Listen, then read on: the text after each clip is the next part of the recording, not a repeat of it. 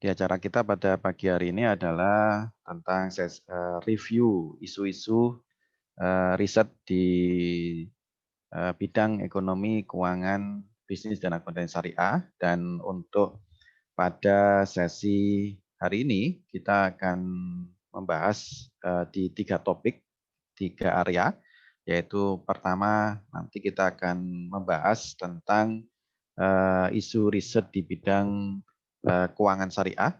Nanti akan disampaikan oleh Bu Puji Sucia Sukmaningrum. Kemudian isu yang kedua itu adalah isu riset di bidang ekonomi Islam. Nanti akan disampaikan oleh Pak Muhammad Said Fatur Rahman.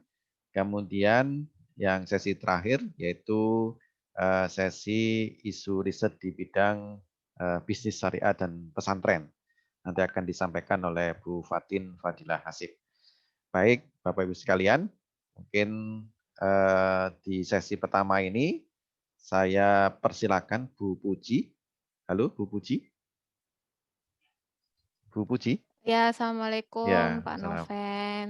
Ya, saya berikan kesempatan kepada Bu Puji selama 1 jam ya mungkin maksimum. Lama sekali ya, Pak. Oh, mohon maaf, saya larat 30 menit lah ya, 30 menit. Oke, oke. 30 menit untuk menyampaikan materi, mungkin nanti bisa ada sesi tanya jawab mungkin 15 menit gitu ya, sebelum nanti kita berpindah. Jadi kita tuntaskan dulu satu topik, kemudian tanya jawab, kemudian nanti kalau sudah selesai sesinya kita bergeser ke sesi berikutnya. Baik, saya persilakan Bu Puji untuk menyampaikan materinya. Oke, terima kasih Pak Noven. Bismillahirrahmanirrahim. Assalamualaikum warahmatullahi wabarakatuh. Waalaikumsalam warahmatullahi wabarakatuh. Oke, hari ini saya dapat tugas dari Pak Noven untuk membahas terkait dengan isu-isu riset keuangan syariah. Di sini saya memang mungkin berbeda dengan kemarin Pak Noven gitu ya. Jadi mereview dari seluruh jurnal yang ada di Indonesia melalui portal Garuda. Di sini saya memang khususkan saya ambilnya dari yang JSTT saja. Kenapa seperti itu? Karena ternyata waktu saya buka JSTT itu sebetulnya riset dari keuangan syariah itu sudah sangat banyak sekali. Seperti itu.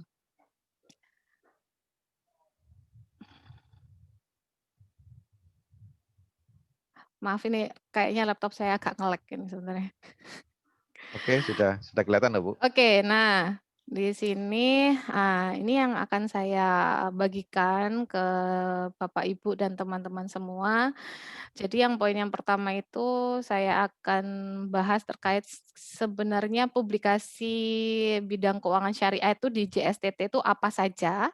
Jadi semoga nanti bisa buat tambahan inspirasi. Kalau seandainya ada topik yang memang disukai, tinggal browsing di jurnal tersebut, seperti itu ya. Lalu yang kedua, saya akan tunjukkan kira-kira topik apa ya yang baru, yang mungkin bisa dipakai untuk penelitian selanjutnya, seperti itu. Selain yang kita bisa dapatkan inspirasi dari penelitian-penelitian sebelumnya yang sudah dipublikasikan. Lalu nanti akan saya berikan tips sederhana banget sebetulnya, tapi ini memang saya pakai gitu. Kalau seandainya saya bingung, gimana ini ya cari ide penelitian gitu kan. Lalu yang keempat itu, gimana sih caranya kita mapping. Ini mapping-nya pun juga mapping sederhana, itu yang biasanya saya gunakan kalau ketika saya collecting jurnal, terus saya ingin membaca kira-kira, apa ya yang bisa saya teliti, seperti itu. Oke, nah ini adalah topik publikasi bidang keuangan syariah yang saya collect dari dari jurnal, dari JSTT. Pada umumnya di sini kita bisa bagi menjadi 6 seperti itu. Jadi yang pertama yang paling banyak itu adalah tentang bank syariah. Mungkin karena availabilitas dari data itu sangat banyak gitu ya. Jadi topik riset tentang bank syariah itu sangat banyak. Lalu yang kedua yang cukup banyak juga itu adalah manajemen keuangan perusahaan. Jadi, terkait dengan, berbagai macam nanti kita bahas, selanjutnya. Lalu juga industri yang sekarang sedang, naik gitu ya, yaitu asuransi syariah. Apalagi ketika Covid ini, pandemi ini, asuransi syariah malah dia tuh, membuat produk baru. Karena biasanya rata-rata tidak ada, produk, covering Covid, asuransi syariah sekarang tuh lagi ada produk baru untuk covering COVID-19. Lalu yang keempat, yang cukup banyak juga adalah tentang pasar modal syariah yang diminati oleh banyak, penulis. Keuangan mikro syariah di sini, mungkin sedikit banyak kemarin juga sudah dibahas oleh Pak Radit ya. Lalu juga, industri keuangan non-bank yang lain, jadi ada Pegadaian, ada terkait riset Pegadaian, ada riset-riset lembaga pembiayaan, seperti itu. Jadi berbagai macam lembaga-lembaga yang di luar bank syariah. Oke. Nah, kira-kira apa aja sih sebetulnya publikasi bidang keuangan syariah yang sudah dipublikasikan di JSTT? Mungkin karena JSTT itu salah satu jurnal yang, publikasinya cukup banyak. Jadi saya kemarin mau cek yang secara nasional, saya rasa JSTT aja sudah cukup lah gitu, karena sudah bervariasi topik-topik yang ada di situ. Nah, ini adalah topik-topik yang ada tentang bank syariah gitu ya. Saya kolek, data, jadi saya, agak belajar-belajar, bibliografi gitu, tapi ini masih manual gitu ya. Jadi ternyata itu di JSTT itu sudah mempublikasikan kurang lebih 130 artikel publikasi di JSTT, gitu. Nah, kalau teman-teman semua ingin melihat kira-kira, mungkin ada topik yang disukai gitu ya, kalau yang di bank syariah itu ada yang saya lihat yang cukup banyak itu ya poin 1 sampai 4 itu, cukup banyak publikasinya. Mungkin di jurnal-jurnal yang lain pun juga akan banyak juga, mungkin hal yang sama. Yang pertama yang paling diminati oleh penulis itu adalah analisis tentang kinerja bank syariah. Jadi, bagaimana profitabilitasnya, bagaimana non performing financing-nya, atau mungkin FDR-nya dan lain sebagainya. Jadi lebih menganalisis kinerja bank syariah dan juga, kira-kira, variabel-variabel apa saja sih yang mempengaruhinya. Nah itu, topik yang paling banyak. Lalu juga yang sekarang sudah mulai banyak, walaupun ini masih belum banyak. Jadi ini bisa menjadi peluang buat teman-teman semua bahwa terkait dengan analisis efisiensi dan produktivitas, itu, eee, sudah mulai banyak. Jadi itu pun juga bisa menjadi peluang. Lalu yang ketiga itu terkait dengan manajemen resiko bank syariah. Jadi karena, bank syariah itu adalah suatu, lembaga keuangan yang dia tingkat resikonya tinggi gitu kan. Jadi, banyak juga riset-riset tentang manajemen resiko bank syariah. Lalu juga selain manajemen resiko, itu pun juga diikuti dengan adanya analisis atas, kesehatan bank. Ada juga, seingat saya juga analisis tentang, prospek, kebangkrutan, resiko kebangkrutan, seperti itu. Jadi, analisis kesehatan bank ini ada yang menggunakan CAMELS, tapi karena untuk sekarang Indonesia sudah berubah ya, jadi di sini, ada yang riset menggunakan CAMELS, ada juga riset yang menggunakan RGEC. Itu yang bank syariah. Jadi ini yang, menurut saya ini yang terbanyak yang ada di apa, yang ada di publikasi. Lalu ada yang kedua, terbanyak kedua itu adalah pasar modal syariah. Jadi, topik-topik yang berhubungan dengan pasar modal syariah itu sangat diminati oleh penulis. Jadi kurang lebih itu ada sekitar 100 artikel, kurang lebih ya, 100 artikel publikasi di JESTT. Itu, berbagai mungkin karena kalau, apa namanya, pasar modal syariah itu kan banyak instrumen yang menarik gitu ya. Jadi mungkin di situ ada saham, ada suku, ada reksadana gitu kan.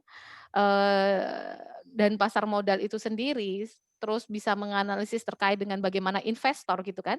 Jadi di sini ada sangat banyak dan banyak ide-ide yang bisa keluar dari, apa namanya, topik-topik yang berhubungan dengan pasar modal syariah. Yang pertama itu yang, cukup banyak itu yang pertama adalah event study.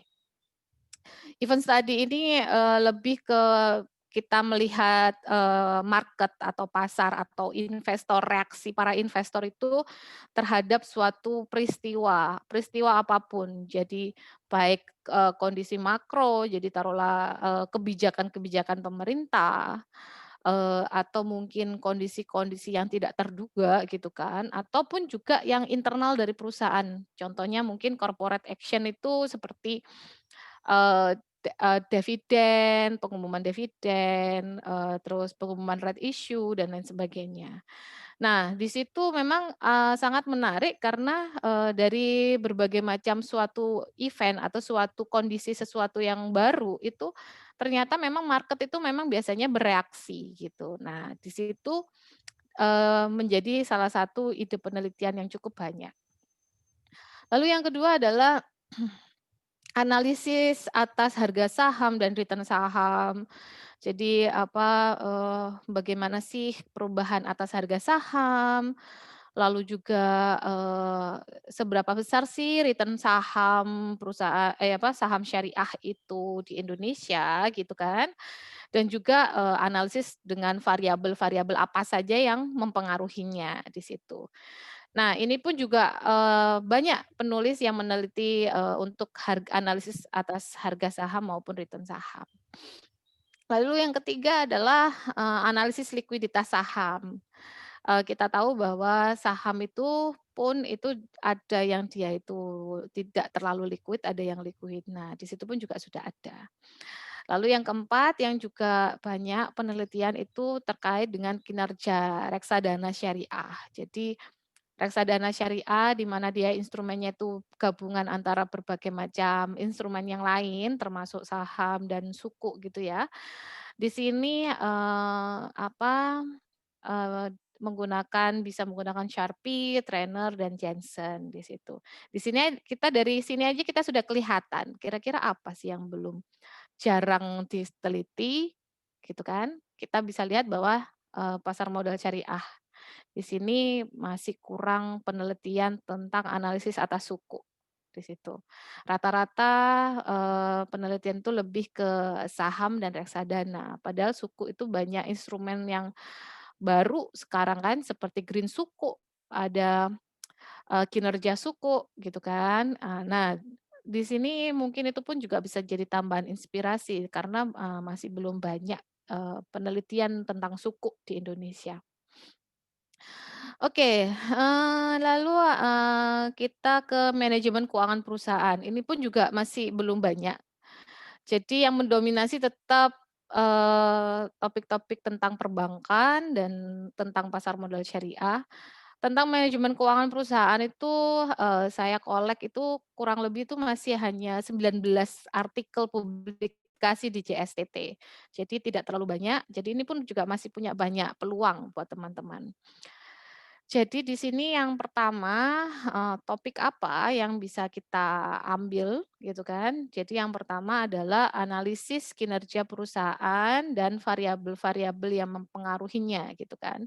Jadi kinerja perusahaan itu kira-kira analisisnya bagaimana, terus diukur juga variabel-variabel apa saja sih yang mempengaruhi kinerja perusahaan. Nah, di situ banyak artikel tentang kinerja perusahaan. Lalu yang kedua adalah, kebijakan dividen. Kan kalau kita tahu kalau manajer keuangan suatu perusahaan pasti dia itu sangat berhubungan dengan seberapa besar sih kebijakan dividennya gitu kan, berapa sih payout ratio-nya gitu kan. Karena ternyata itu hubungannya dengan, nilai perusahaan juga, mau besar atau mau kecil, kebijakan ekspansi dan lain sebagainya. Nah itu banyak yang bisa dianalisis dari kebijakan dividen. Lalu yang cukup, banyak juga adalah tentang nilai perusahaan. Nilai perusahaan ini kalau kita ada yang mengistilahkan nilai perusahaan kita ambil dari taruhlah harga saham. Tapi, sekarang sudah mulai banyak, teori-teori yang mengukur nilai perusahaan itu dari taruhlah price to book value, lalu juga dari Tobin-Skew gitu kan. Tobin-Skew itu adalah salah satu rasio yang memang yang dia tujuannya untuk mengukur nilai perusahaan. Nah, itu pun juga bisa menjadi tambahan inspirasi, dari kita penelitian-penelitian terdahulu. Lalu juga yang keempat itu yang ada yang saya ambil itu, ada terkait dengan manajemen modal kerja. Kalau manajemen modal kerja berarti terkait dengan, aktivitas-aktivitas, operasional perusahaan sehari-hari di situ. Itu pun juga ternyata banyak yang bisa diteliti gitu. Dan ini yang menjadi suatu peluang yang besar karena publikasinya juga belum banyak terkait dengan manajemen keuangan perusahaan. Lalu yang sudah cukup banyak juga adalah tentang asuransi syariah. Asuransi syariah ini saya lihat itu ada sekitar kurang kurang lebih 30 artikel publikasi di JSTT gitu ya. Nah, 30 artikel itu, sama sebetulnya memang yang paling diminati oleh penulis itu terkait dengan analisis kinerja. Analisis kinerja dari asuransi syariah, perbankan syariah. Nah, itu analisis kinerja itu analisis kinerja asuransi syariah dan variabel-variabel apa saja sih yang mempengaruhinya, kan, kayak gitu. Lalu juga yang kedua adalah tentang underwriting. Jadi kita tahu bahwa aktivitas asuransi syariah itu adalah yang beresiko tinggi, jadi, meneliti underwriting itu menjadi hal yang sangat menarik gitu ya. Karena, dari sinilah, perusahaan itu bisa meminimalisir resiko pada asuransi syariah. Nah, itu pun juga ada penelitian tentang underwriting. Lalu yang ketiga juga tentang efisiensi asuransi syariah gitu ya. Jadi seberapa efisien asuransi syariah itu, nah di perusahaan asuransi syariah di Indonesia. Nah, itu pun juga bisa. Dan asuransi syariah ini sangat bervariasi. Jadi, untuk mendapatkan ide penelitian juga banyak karena dia ada yang asuransi umum, ada yang asuransi jiwa gitu kan. Dan laporan keuangannya pun juga menarik karena laporan keuangannya tidak sama dengan laporan keuangan yang lain. Jadi dia ada laporan keuangannya khusus ada dana perusahaan sendiri, dana tabaruk sendiri. Nah, di situ bisa menjadi tambahan inspirasi, kira-kira topik apa ya, mungkin kalau seandainya saya ingin meneliti asuransi syariah gitu ya. Lalu yang cukup banyak juga, ini sebetulnya keuangan mikro syariah ini dia, ada sekitar 40 artikel publikasi di JSTT. Nah, kalau yang keuangan mikro syariah ini yang paling banyak memang, ketika teman-teman itu atau penulis itu meneliti tentang BMT, Baitul Mal wa Tamwil gitu ya. Lalu juga bagaimana manajemen resikonya gitu ya, terkait dengan PMT, lalu juga ada terkait dengan analisis kelayakan atas pembiayaan. Nah, di situ, itu pun juga ada beberapa penelitian keuangan mikro syariah di JSTT. Nah, lalu terkait dengan potensi topik pada penelitian selanjutnya, saya tuh ketika menulis potensi topik ini saya juga agak bingung karena sebetulnya potensi topiknya itu sangat banyak sekali sebetulnya. Saya juga, aduh mau yang saya kasih apa ya, gitu ya. Nah, tapi yang pasti dari, saya mengkolek survei artikel yang ada di JSTT itu, yang masih sangat sedikit, mungkin kalau bidang keuangan, mungkin teman-teman, penulis di bidang keuangan tuh mungkin mungkin saya sendiri juga sama ya. Jadi memang menyukai kuantitatif gitu ya. Nah, jadi, masih sangat jarang, sangat sedikit itu penelitian kualitatif di bidang keuangan gitu. Jadi contohnya mungkin, studi kasus, terus lalu exploratory research. Jadi, tapi memang itu butuh effort ya. Jadi kayak exploratory kan berarti kita harus ketemu dengan ahli, membuat suatu kayak rancang bangun kayak gitu ya, suatu model seperti itu. Tapi itu memang masih sangat jarang gitu ya. Lalu mungkin kayak kemarin kita dapat seri, studi literatur review itu kan, jadi di situ Banyak sebetulnya kayak meta analisis banyak banget yang bisa di meta analisis gitu. Jadi meta analisis taruhlah terkait dengan profitabilitas, profitabilitas bank, profitabilitas asuransi gitu ya, lembaga keuangan yang lain, atau mungkin meta analisis terkait dengan return saham gitu. Riset, tentang return saham itu sudah sangat banyak sekali. Sangat banyak. Jadi itu tapi saya masih belum pernah melihat meta analisisnya. Nah, itu bisa menjadi peluang. Bibliografi pasti, mungkin, bibliografi itu pun juga saya masih belum melihat riset yang tentang bibliografi. Lalu juga, terkait dengan pengambilan keputusan ya, ini hubungannya dengan, manajemen keuangan itu. Jadi sudah ada penelitian ANP di JSTT pun juga sudah ada kalau nggak salah satu atau 2 penelitian menggunakan ANP. Nah, itu pun juga bisa menjadi sumber inspirasi. Nah, lalu juga terkait dengan financial technology. Nah, ini hal yang baru kan, kita ada digital ekonomi, pada saat ini. Nah, ketika saya buka publikasi itu masih, saya rasa sih masih belum ada riset yang berhubungan dengan financial technology. Nah, di sini menjadi, peluang yang besar buat teman-teman kira-kira mau meneliti tentang fintech gitu ya. Jadi, mungkin bisa taruhlah manajemen resikonya gimana sih, karena kan fintech itu kan kayak perbankan dia punya LPS, dia yang menyokong, tapi kalau fintech gimana manajemen resikonya? Nah, terus kinerjanya, gimana kinerjanya fintech? Apakah sudah bagus atau masih beresiko? Apalagi kita tahu kan kalau perusahaan, macam startup, fintech itu kan dia ada bakar-bakar uang dan lain sebagainya. Apakah itu baguskah untuk kinerja? Nah, itu bisa menjadi salah satu topik, penelitian. Lalu juga, tentang efisiensi dan produktivitas, perusahaan itu sendiri. Nah, sebetulnya saya ingin share satu jurnalnya ini cukup baru, jadi publish-nya itu tahun 2019 gitu ya. Tapi nanti akan saya share, nanti saya berikan ke Pak Noven. Jadi jurnal ini tuh, memapping-kan topik-topik tentang perbankan dan keuangan syariah. Dan itu kan topiknya itu mendunia ya, maksudnya itu di dunia. Pasti belum ada riset yang itu spesifik untuk di Indonesia. Jadi banyak sekali, topik-topik keuangan syariah yang masih bisa diambil buat teman-teman untuk ide penelitian selanjutnya. Saya stop share dulu, saya tunjukkan jurnalnya.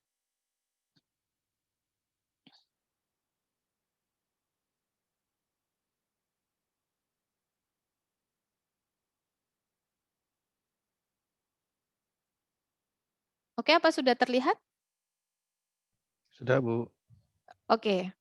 Nah, ini adalah mungkin jurnalnya ini modelnya kayak mungkin ya mirip-mirip kayak bibliografi dan konten analisis lah kayak gitu. Nah, ini adalah papernya ini adalah Survey of Islamic Banking and Finance Literature, Issue, Challenge, and Future Direction.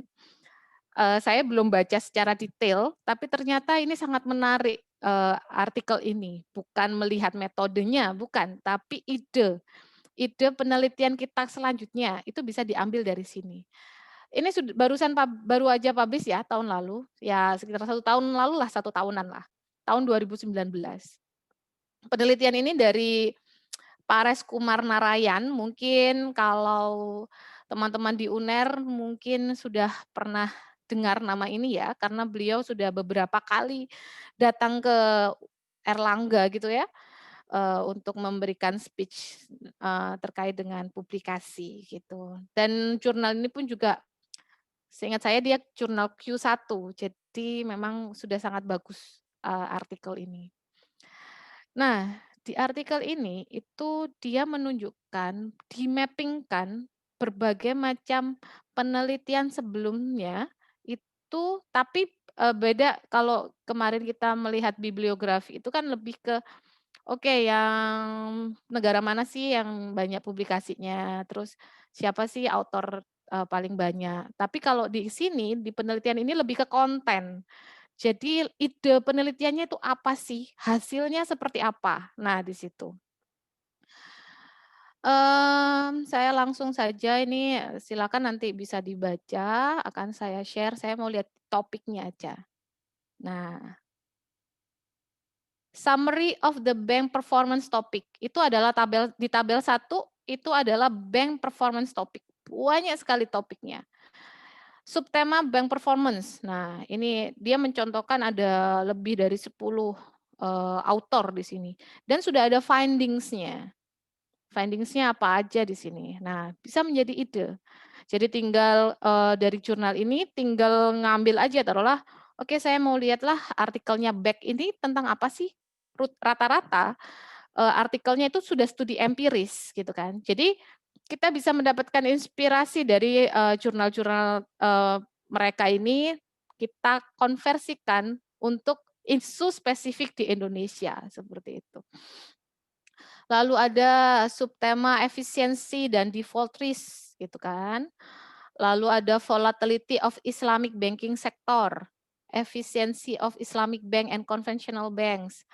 Mmm, Lalu juga ada determinant of bank efficiency, determinant of bank performance gitu kan, itu variabel-variabel yang mempengaruhinya. Lalu juga ada isu-isu atas corporate governance, ada juga, eee, Islamic bank yang ada hubungannya dengan UKM, small medium enterprises gitu ya, dan lain sebagainya. Nah, itu adalah topik-topik yang sudah ada di penelitian sebelumnya yang bisa menjadi sumber inspirasi kita. Karena saya rasa masih belum ada penelitian yang spesifik untuk Indonesia, seperti itu ya. Lalu yang tabel yang kedua ini terkait dengan saham, aset pricing topik, terkait dengan prediksi stock return, price discovery, lalu juga ada yang kalender effect gitu ya, terus Islamic stock risk return karakteristik, nah di situ juga ada. Lalu, summary of the bond market topic. Jadi sebetulnya ini suku lah gitu. Jadi topik-topik yang berhubungan dengan suku. Tadi saya sempat sentil di awal ketika saya mapping yang di pasar modal syariah, ternyata masih belum banyak penelitian yang berhubungan tentang, suku. Jadi ini peluangnya sangat tinggi gitu ya. Jadi di sini ada berbagai macam topik, terkait dengan credit rating, faktor-faktornya, terus, Sharia compliance challenge gitu. Ada juga terkait dengan, kondisi atas pasar. Nah, itu pun juga bisa kita menjadi inspirasi penelitian selanjutnya. Lalu ini terkait dengan market interaction. Jadi, bagaimana interaksi dengan pasar gitu ya. Jadi ada terkait dengan pasar, Islamic market and other markets gitu. Lalu ini juga ada equity performance topic gitu kan, terkait dengan, lebih terkait dengan, profitabilitas. Terkait dengan corporate governance, ini lebih ke financial management lah dari perusahaan gitu ya. Banyak sih, nah ini ada dan ini belum pernah ada nih, saya belum nemu nih, saya waktu mapping kemarin belum ada penelitian yang tentang ethical issue. Ternyata itu penting juga loh isu-isu etik, apalagi untuk, untuk lembaga keuangan syariah gitu kan. Nah itu ya, itu adalah beberapa, possible, research lah untuk ke depannya. Silakan nanti bisa menjadi tambahan inspirasi untuk, artikel-artikel selanjutnya. Oke, saya lanjut ke tadi yang kembali lagi.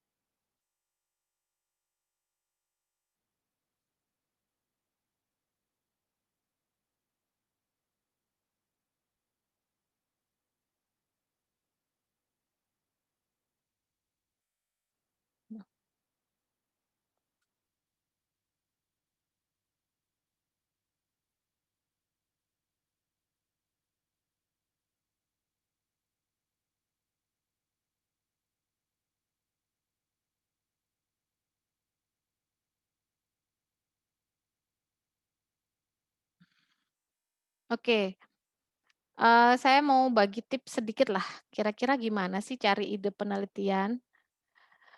Eee, Umumnya ini yang biasanya saya lakukan gitu ya, ini shortcut lah, kalau yang bagus itu taruhlah kita lihat kira-kira apa ya, ada permasalahan apa ya di negara kita gitu kan. Nah, ini menjadi shortcut kalau seandainya udah wis apa ya yang cepet aja lah gitu, mode apa ya, penelitian apa sih. Nah, biasanya tuh saya tuh menentukan dulu, kira-kira saya mau neliti apa sih gitu. Contohnya saya suka penelitian tentang pasar modal syariah gitu kan. Oke, saya akan fokus di pasar modal syariah. Pasar modal syariah yang apa ya? Gitu. Oke, saya mau suku gitu ya, contoh nih. Oke, kita udah nemu nih topik penelitian yang disukai. Oke, saya mau meneliti tentang kinerja suku gitu, taruhlah kinerja suku. Ya sudah, saya akan mencari berbagai macam literatur yang berhubungan dengan suku performance gitu, tentang kinerja suku bla bla bla. Ya minimal 15 jurnal lah, karena sebetulnya ketika kita kolek, itu tidak semua jurnal itu akan kita pakai semua. Jadi, mau nggak mau kita harus ngasih cukup banyak, jumlah lah, taruhlah kita 15, taruhlah 15 jurnal kita mapping. Nah, terus ketika kita sudah menemukan jurnal, tapi ini jurnalnya harus relevan ya, yang sudah relevan apa yang ingin kita teliti. Lalu kita buat mapping. Kita mapping dari setiap jurnal yang sudah kita temukan, gitu kan. Kita lihat, kita lihat dia itu, masalah penelitiannya apa sih, terus habis itu variabelnya apa sih, gitu kan. Hasilnya bagaimana, gitu kan. Yang pasti itu mereview secara komplit dalam jurnal tersebut, sehingga nanti kita bisa menemukan research gap atau kesenjangan penelitiannya. Nah, kalau kita sudah menemukan research gap, gimana sih cara menentukan research gap? Gampang aja kayak gini, kalau dari 15 itu ada inkonsistensi hasil, si A, peneliti yang A, mengatakan, ada hubungan, ada korelasi, yang B bilangnya nggak ada korelasi, kok nggak konsisten sih? Nah, itu sudah ada research gap. Atau seperti ini, Eee eee, berbagai macam, variabel yang masuk sepertinya ini kurang lengkap lah, karena ada sesuatu variabel yang penting yang belum ada di penelitian-penelitian sebelumnya. Nah, berarti ada gap di situ. Oke, saya akan bisa buat penelitian karena di sini ada gap-nya, gitu ya. Sehingga kalau sudah ada kesenjangan penelitiannya, kita bisa langsung menemukan, rumusan masalah untuk penelitian kita sendiri, gitu. Jadi yang penting adalah ketika kita mau menulis sebuah artikel adalah kita sudah tahu apa yang mau kita tulis, maksudnya adalah permasalahan apa sih, yang ada. Kenapa sih penelitian ini penting? Kenapa sih saya mau meneliti ini? Kenapa ini penting? Nah, jadi ketika kita mau suka, topik apa, kita sudah harus ada gambaran bahwa topik ini memang sangat penting dan ini harus diteliti, gitu. Sehingga di situ akan mengarah bahwa kita akan bisa menemukan kira-kira, rumusan masalahnya itu nanti untuk penelitian kita sendiri bagaimana. Nah, ini contoh aja, jadi terserah nanti, bisa dipakai atau tidak. Cuman ini memang biasanya umumnya saya berikan kepada bimbingan saya ya, mahasiswa bimbingan saya, ketika di awal bimbingan, yang pertama kali yang saya minta melakukan adalah mapping seluruh penelitian terdahulu yang mereka sudah dapatkan. Sehingga sudah akan mengetahui secara komprehensif dari penelitian terdahulu ini isinya apa saja, seperti itu. Nah, ini aja sih sebetulnya. Jadi judulnya apa, nama penulisnya siapa, kira-kira rumusan masalahnya apa sih, problemnya dalam penelitian itu, variabel-variabelnya apa aja, gitu ya.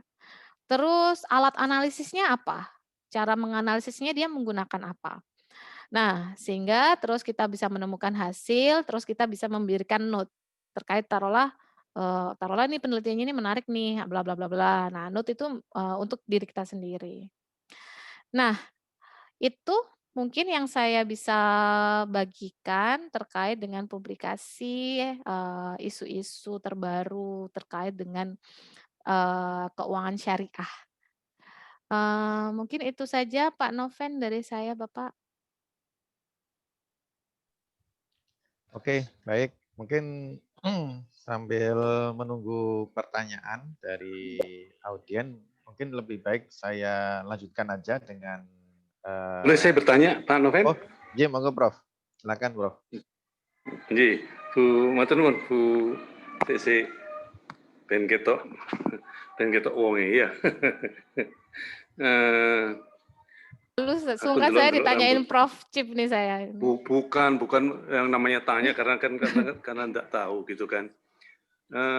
Ibu matur nuwun telah dijelaskan apa namanya jurnal itu dan saya sangat berharap mosok sih UNER gak duwe jurnal gitu ya, gitu cerita nih. Nggih Saya sangat nggih. berharap, cuman dalam konteks pembagian itu ya, artinya kan di sini ada keuangan syariah segala macam. Oke, enggak apa-apa. Tetapi yang saya bimbing itu bicara tentang logikanya. Yang saya maksud logika itu misalnya loh ya, saya beri contoh. Ada seorang mahasiswa yang sedang menulis itu ya, judulnya nanti aja.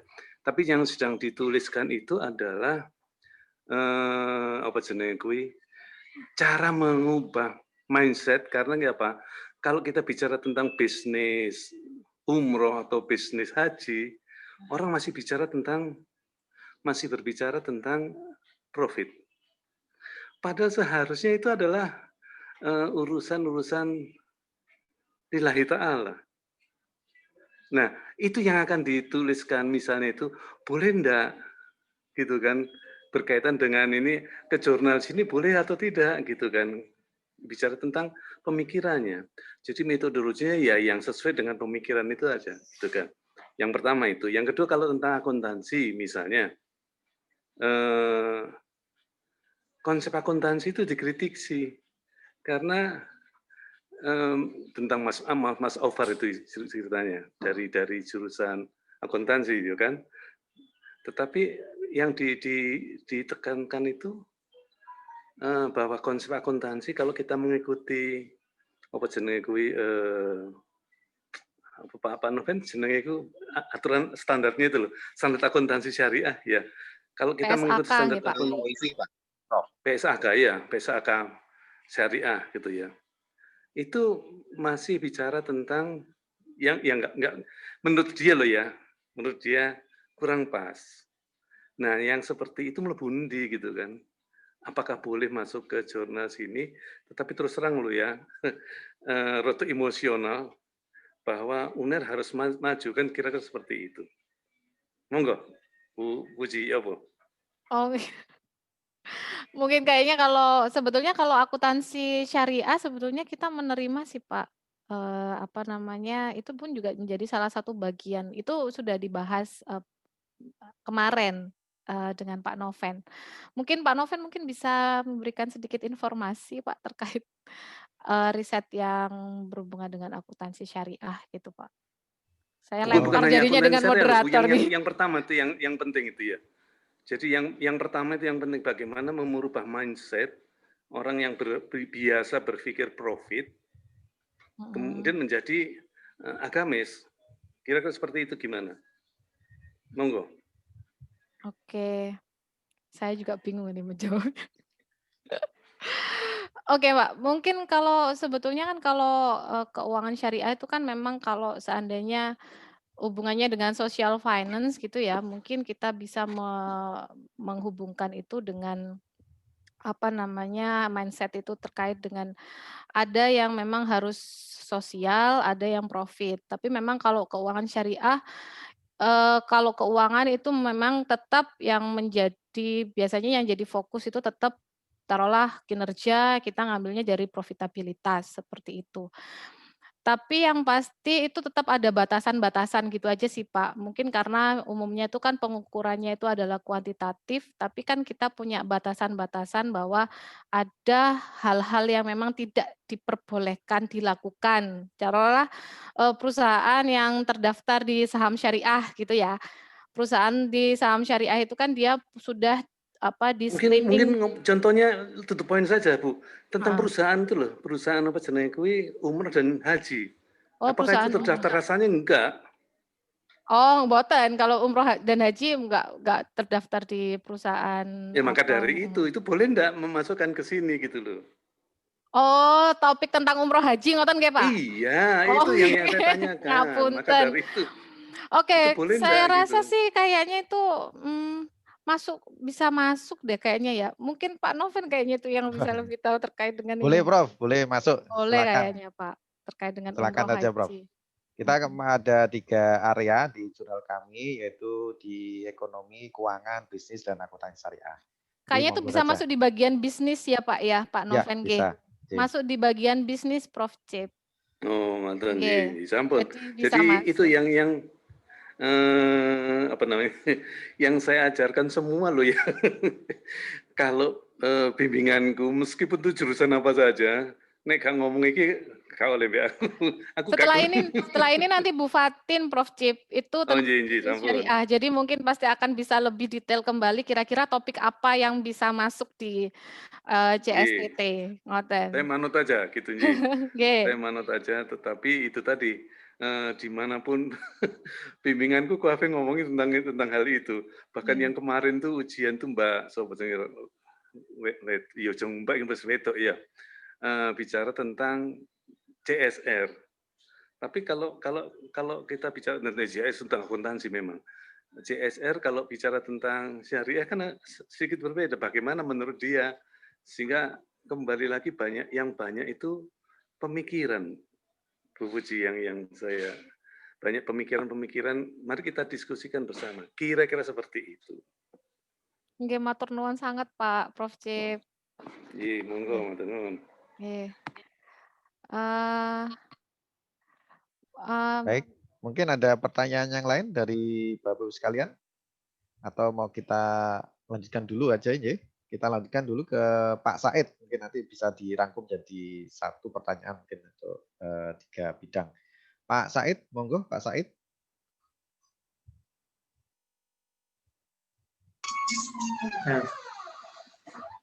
Ya, monggo. Assalamualaikum. Saya share screen ya. Ya, silakan.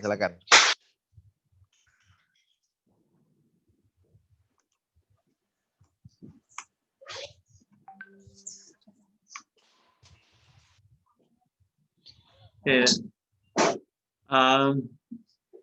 Assalamualaikum warahmatullahi wabarakatuh. Waalaikumsalam warahmatullahi wabarakatuh. Ya, terima kasih sudah diberikan kesempatan untuk berbagi mengenai mengenai isu-isu riset ekonomi Islam. Pertama saya tidak akan membahas per subtopik sedetail sebagaimana yang dilakukan oleh Bu Puji ya. Tapi saya akan bahas secara umum saja. Jadi yang pertama adalah saya melihat kecenderungannya itu jadi sebagian besar penelitian itu masih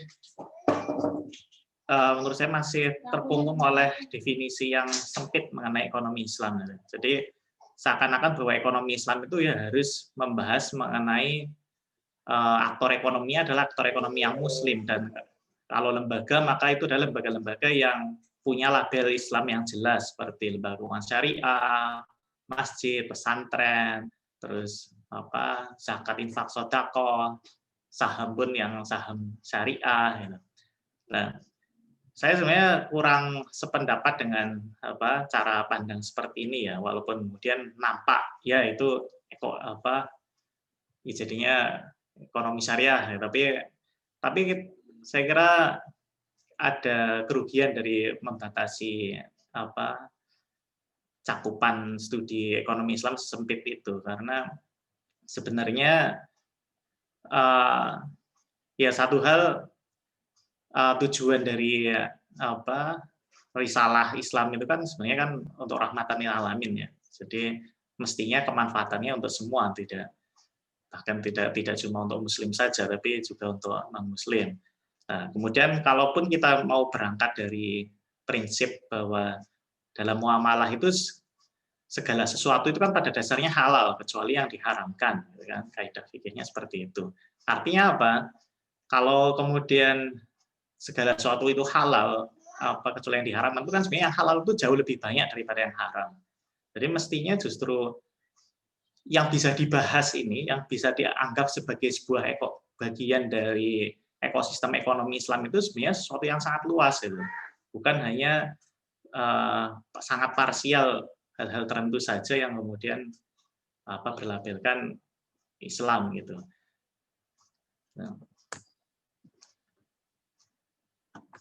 Nah, pun kalaupun yang kemudian dianggap Islami itu adalah aktivitas ekonomi yang halal gitu, itu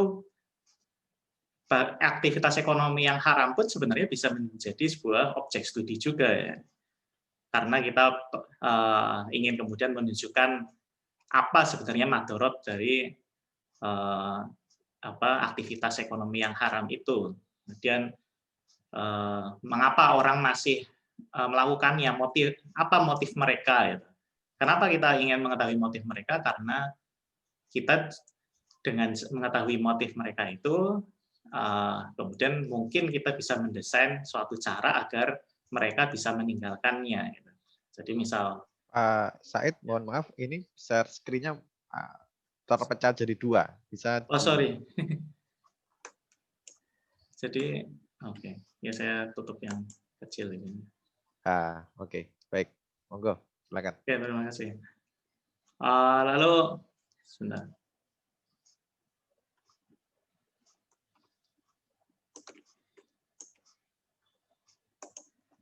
Oke. Oke, jadi contoh ini adalah artikel JSTT yang membahas apa yang saya maksudkan di sini. Jadi ada sebuah artikel yang membahas mengenai tadlis dan tahrir dalam transaksi pada e-marketplace. Ini saya lihat kalau nggak salah satu penulisnya Pak Eko sendiri, Pak Eko Fajar. Nah, jadi ini bisa digali gitu loh, perilaku non-Islami yang kemudian terjadi di masyarakat itu kita bisa kemudian deskripsikan seberapa luas perilaku itu, seberapa luas dilakukan gitu. Kemudian nanti setelah itu bisa digali apa yang motifnya, apa yang bisa dilakukan, kebijakan apa yang bisa dilakukan untuk mencegahnya. Mungkin ya detailnya bisa banyak yang didiskusikan. Kemudian juga ada penelitian ini yang di JSTT juga, salah satu penulisnya Pak Awalin, itu adalah mengenai pengaruh pengeluaran rokok rumah tangga Muslim di Indonesia terhadap pengeluaran pendidikan. Jadi ini topiknya mengenai bagaimana pengeluaran rokok kemudian mempengaruhi terhadap pengeluaran pendidikan rumah tangga. Nah, ini sebenarnya menarik sekali kan. Jadi ini seperti perilaku harian, tapi kemudian bisa digali di mana perilaku yang tidak Islamia dan ya kemudian apa efek negatifnya. Walaupun kemudian di sini mungkin sayangnya kenapa yang dibahas hanya pengeluaran rokok rumah tangga Muslim, sementara sebenarnya ya masalah apakah rokok itu berpengaruh, pengeluaran rokok berpengaruh pada pengeluaran pendidikan itu kan ya sebenarnya tidak spesifik rumah tangga Muslim saja, sebenarnya rumah tangga yang non Muslim pun juga memiliki masalah yang sama, dan itu ya kalaupun mau dibandingkan bisa antara apakah ada perbedaan antara Muslim dan non Muslim, tapi jangan sampai kemudian membatasi ini masalahnya sebenarnya ini masalah umum yang bukan hanya saja dialami Muslim, tapi kemudian dibatasi menjadi hanya membahas objek studi Muslim karena ini adalah ekonomi syariah. Jangan sampai berpandangan seperti itu. Tapi ekonomi syariah, ya ekonomi Islam itu termasuk membahas semua itu. Nah.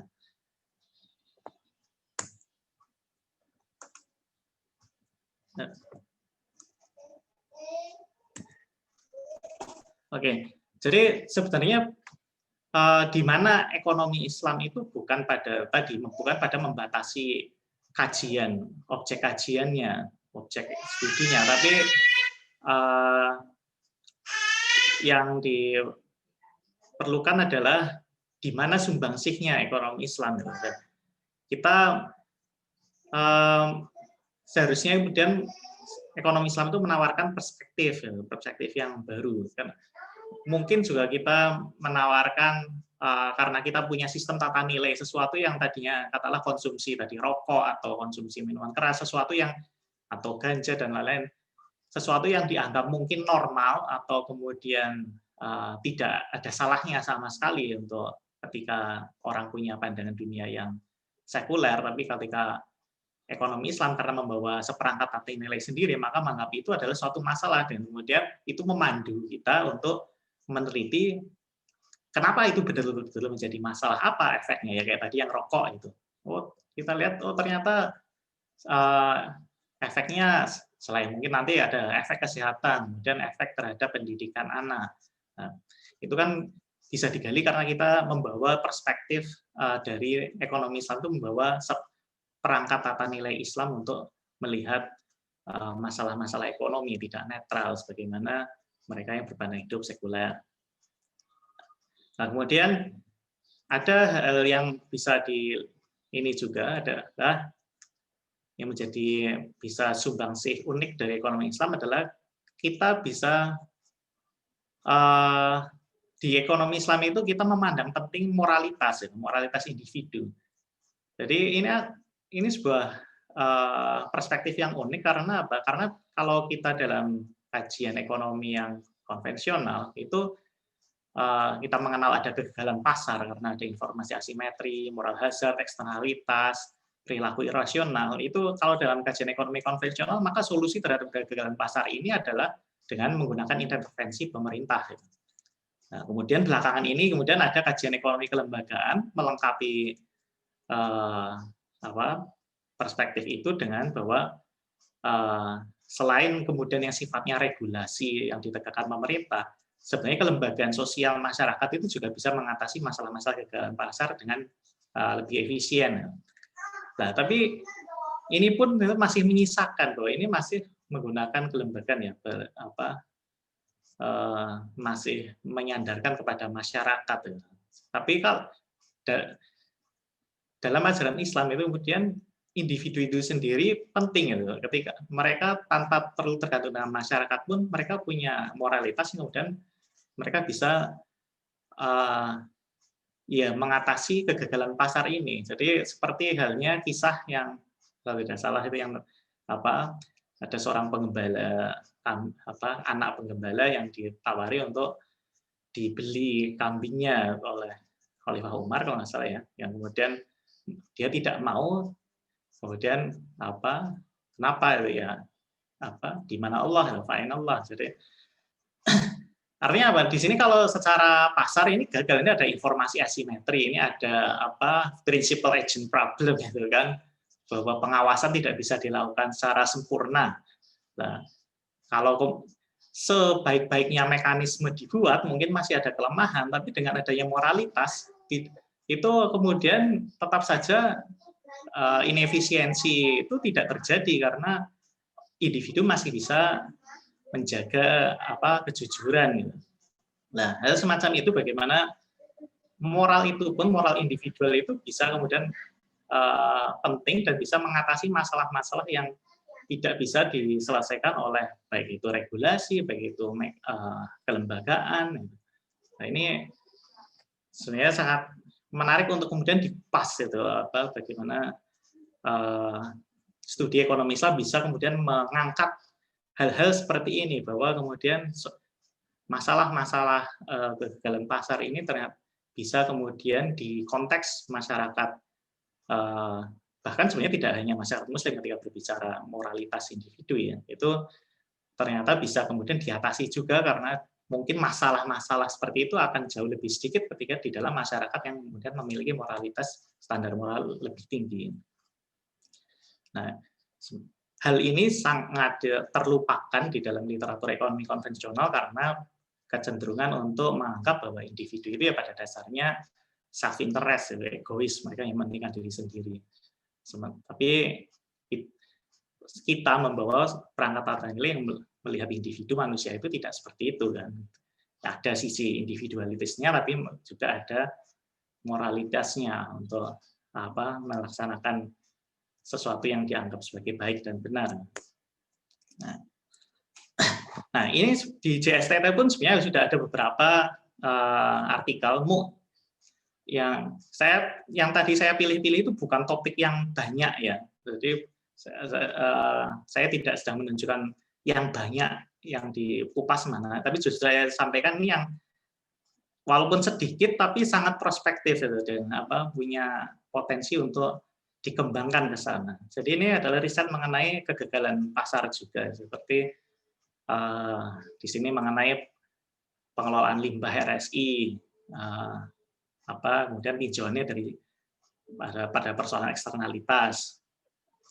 Di PT Petrokimia Gresik ini eksternalitas positifnya ya.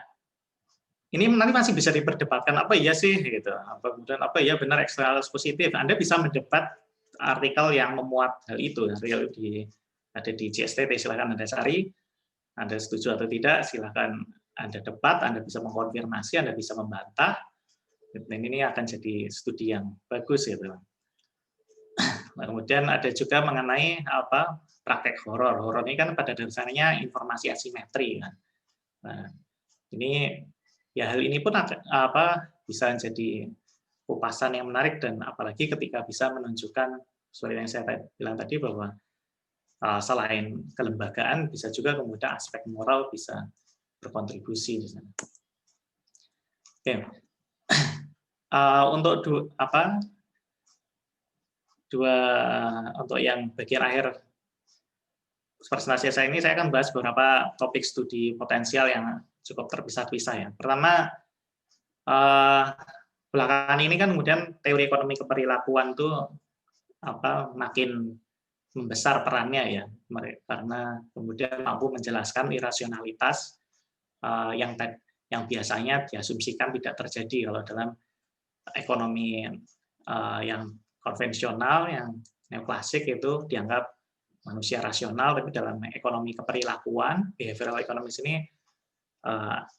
manusia juga bisa berlaku irasional. Dan kemudian ini ada juga di JSTT ini, contohnya Anda bisa cari ini analisis deskriptif herding pada Jakarta Islamic Index. Nah, topik-topik seperti ini menarik sekali untuk kemudian dikembangkan. Lalu kemudian seperti yang disampaikan oleh Bu Puji tadi juga terkait analisis meta. Jadi untuk merangkum hasil-hasil penelitian ekonomi Islam ini kan sudah banyak yang topiknya sama. Nah ini lebih baik kalau kemudian dirangkum sehingga kita bisa belajar dari apa yang sudah, dan kemudian mungkin kalau memang sudah cukup ya kita bisa beranjak kepada topik yang lain. Gitu. Nah kemudian yang cukup langka juga mungkin langka di UNER ya, tapi saya kira penting juga kita dari terutama karena UNER ini kan fakultas ekonomi ya, ternyata dari bidang mereka yang belajarnya adalah bidang ekonomi Islam, tapi perlu juga untuk mempelajari hasanah klasik yang membahas ekonomi Islam itu sendiri. Karena selama ini kan yang kita temukan biasanya ketika dalam buku tentang ekonomi Islam itu kan cuma sekedar kutipan-kutipan. Dan itu mungkin sudah mereduksi makna sebenarnya yang dan pembahasan yang sebenarnya di buku aslinya dari tokoh masa lalu itu yang mungkin lebih lengkap, dan insight-nya akan banyak yang bisa didapat hanya dengan membaca buku itu sendiri. Model studi seperti ini itu perlu dilakukan lagi. Kenapa tidak cukup kemudian yang melakukan itu adalah ya mungkin katakanlah dari mereka yang katakanlah kajiannya adalah memang sudah kajian keagamaan. Karena akan berbeda ketika orang sudah punya katakanlah basic dia memahami teori ekonomi. Ketika membaca sesuatu yang bagi orang awam mungkin itu seperti analisis biasa, tapi ketika orang sudah mempelajari teori ekonomi, maka mungkin akan bisa melihat lebih dalam gitu. Oh ini maksudnya ini kesini, implikasinya kesini. Jadi akan lebih bisa mengapresiasi dan memahami apa saja konsekuensi dari insight yang dibawa oleh para ahli di masa dulu itu. Jadi perlu juga untuk kemudian sebagian dari kita untuk menggali hasanah-hasanah wacana ekonomi dari pemikir-pemikir klasik Islam itu sendiri. Lalu kemudian ada beberapa yang juga bisa dikembangkan. Pertama adalah studi kausalitas. Jadi selama ini banyakkan penelitian kuantitatif itu sebenarnya hanya sampai pada taraf korelasi, hubungan, asosiasi. Belum sampai kausalitas. Sebenarnya tidak berhak untuk mengatakan mempengaruhi atau berdampak. Karena untuk memutuskan itu perlu metodologi yang lebih kredibel itu. Karena korelasi itu tidak berarti kausalitas. Karena bisa jadi dua variabel berhubungan, tapi kemudian tidak punya kausalitas karena bisa jadi karena dua variabel itu dipengaruhi oleh satu variabel yang sama. Nah ini jadi perlu hati-hati dan ada metode yang kuat untuk yang kredibel untuk mengambil kesimpulan mengenai kausalitas yang disebut dengan metode eksperimen dan kuasi eksperimen. Nah, sebenarnya kalau di literatur gitu dunia perkembangan metodologi eksperimen dan kuasi eksperimen ini sudah mulai marak itu 20 tahun belakangan ini. Jadi kalau kita tidak memulainya itu sudah tertinggal jauh, itu sudah hampir 20 tahun. Nah, kemudian yang terkait dengan studi ekonomi makro. Saya lihat di sini kebanyakan dari studi ekonomi makro yang ada itu adalah studi empiris gitu ya. Kayak Pansaris, Panel. Tapi kemudian masalahnya adalah landasan teori secara umum biasanya lemah. Teori bangunan teori ekonomi Islam yang jadi landasan itu nggak ada. Jadi lebih kayak melihat polanya gitu ya. Tapi kemudian bangunan teorinya lemah karena sebenarnya teori ekonomi makro Islam sendiri itu masih belum berkembang gitu. Jadi dan teori ekonomi makro Islam itu sudah stagnan cukup lama. Jadi kalau dari Anda ada yang kemudian bercita-cita ingin melanjutkan studi atau kemudian membuat penelitian dan fokus studi Anda di makro, coba mulai kemudian lebih pada pengembangan teori untuk mendukung studi empiris yang sudah lebih banyak dilakukan ini. Nah, kemudian ini yang lagi sangat tren adalah mengenai big data. Jadi saya kira ini sudah saatnya kita juga menggunakan peluang dari big data ini, karena big data ini menyediakan data-data yang banyak itu yang kemudian bisa digunakan untuk studi yang tadinya tidak pernah kita pikiran. Jadi itu mulai dari yang namanya kumpulan Twitter seperti yang dilakukan dianalisis oleh Drone Emprit itu yang biasanya secara reguler, atau kemudian sampai data transaksi keuangan, misal kemudian konsumsi dari GoFood, atau kemudian data transaksi marketplace, itu semua bisa merupakan sumber data yang sangat kaya, dan itu mestinya bisa dimanfaatkan. Dan yang terakhir adalah ini kita perlu mengembangkan ekonomi Islam ini dengan meminjam teori dan metodologi dari disiplin lain. Jadi ekonomi itu sendiri secara umum berkembang karena meminjam metodologi dari yang lain. Sangat banyak meminjam dari matematika. Kemudian ekonomi kelembagaan meminjam dari politik, sosiologi, sejarah. Kemudian ekonomi keperilakuan itu meminjam analisis dari psikologi. Nah, hal-hal seperti ini perlu kita lakukan agar ekonomi Islam bisa berkembang. Nah, itu saja secara umum simpulannya yang saya sampaikan di presentasi ini adalah, pertama, studi ekonomi Islam sebaiknya jangan membatasi diri pada objek studi Muslim dan lembaga Islam juga. Ekonomi Islam itu mencakup semua aktivitas ekonomi, namun menawarkan perspektif dan perangkat tata nilai yang berbeda. Lalu kemudian pengembangan ekonomi Islam itu perlu meminjam pendekatan teori dan metodologi baru agar analisis semakin kaya. Itu aja, terima kasih. Semoga bermanfaat dan kita bisa lanjutkan di diskusi. Saya kembalikan pada Pak Noven. Assalamualaikum warahmatullahi wabarakatuh. Waalaikumsalam warahmatullahi wabarakatuh. Terima kasih Pak Said. Nanti mungkin untuk sesi tanya jawabnya kita jadikan satu aja untuk 3 pembicara, tapi sambil sambil jalan mungkin Bapak Ibu sekalian bisa menulisnya di chat room ya kalau ingin menyampaikan di chat room, tapi nanti kalau memang ingin menyampaikan secara langsung itu juga tidak ada masalah. Baik, untuk sesi yang ketiga, sesi materi yang ketiga adalah tentang isu riset di bidang bisnis syariah dan pesantren. Saya persilakan kepada Bu Fatin Fadil Hasib untuk menyampaikan materinya. Masih mute, Bu? Oke, silakan. Assalamualaikum warahmatullahi wabarakatuh. Waalaikumsalam warahmatullahi wabarakatuh. Kenapa gelap ya di sini ya? Baik, ini saya share screen ya, sebentar Pak. Monggo, monggo.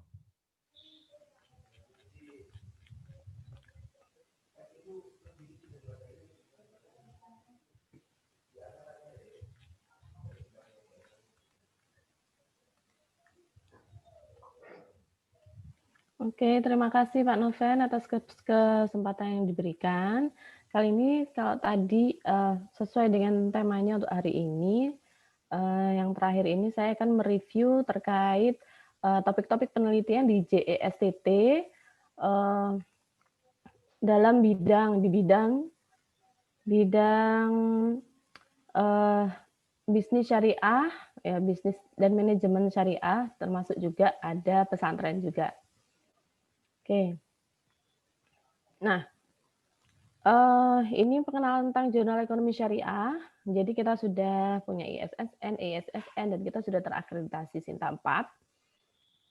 Dan kita sudah terbit sejak tahun 2014. Jadi ini artikel, saya coba mereview artikel itu dari tahun 2014. Nanti supaya kita juga tahu trennya topik-topik yang diteliti di Jurnal Ekonomi Syariah Teori dan Terapan.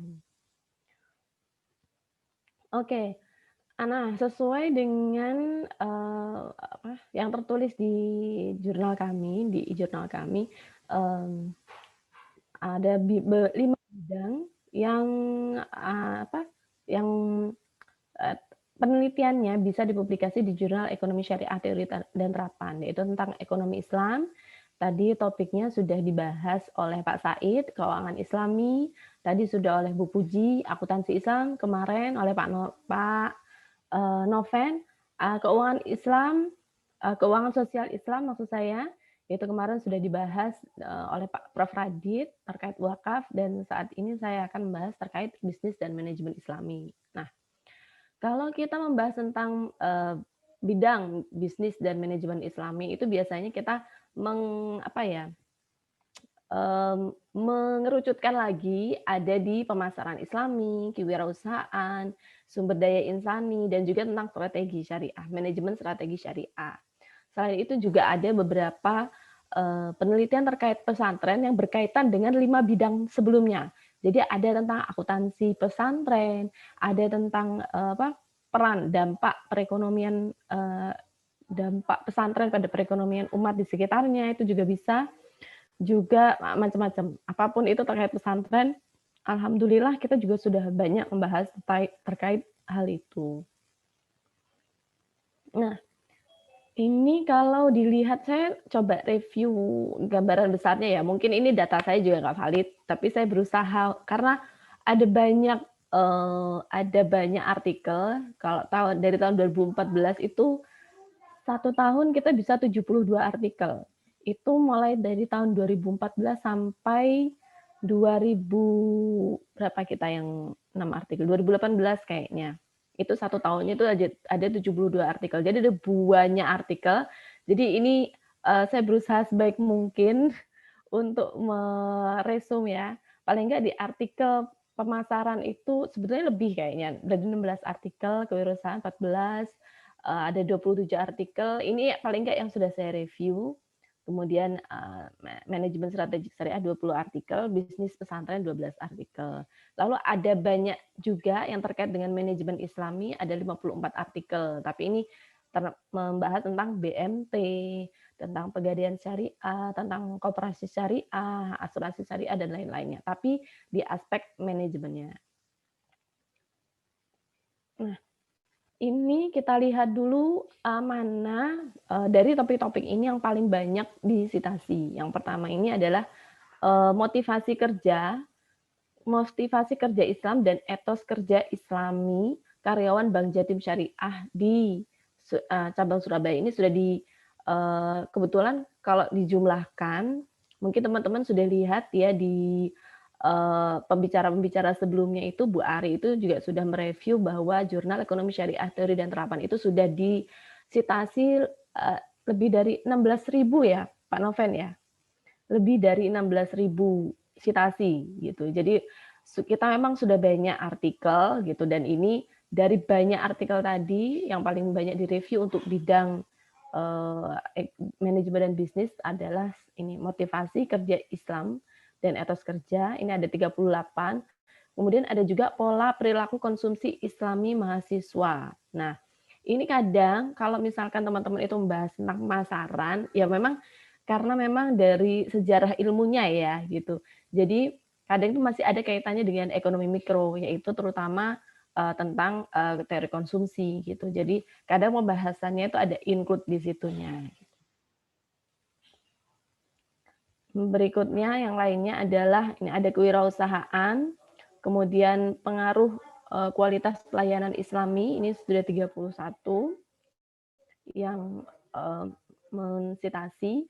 Dalam arti kenapa kok kita harus melihat sitasinya juga, karena di sini saya lebih menitik beratkan terhadap dampak dari paper ini. Jadi dalam arti paper-paper ini itu bisa saja kemudian dibahas ulang gitu, ataupun dijadikan sebagai penguat untuk paper yang sedang ditulis gitu. Jadi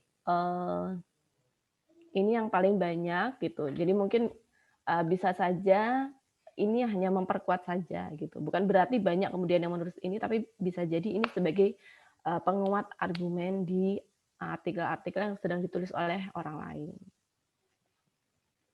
Nah, berikutnya saya akan membahas satu persatu topik apa saja, mulai dari pemasaran. Nah, kalau misalkan pemasaran itu kan ada banyak topik sendiri di pemasaran gitu.